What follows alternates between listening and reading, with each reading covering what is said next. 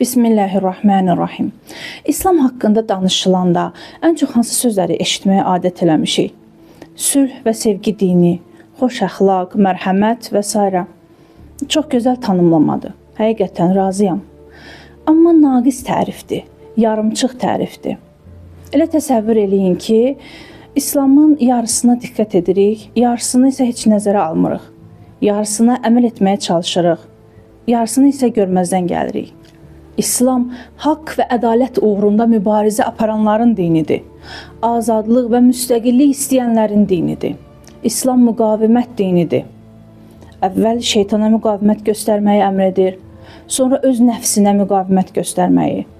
Nəhayət, zalimlara, istismarçılara, imperialistlərə qarşı müqavimət göstərməyi əmr edir. İslam elə bir məktəbdir ki, bizə zülm və istismara qarşı mübarizəyə qalxmağı öyrədir.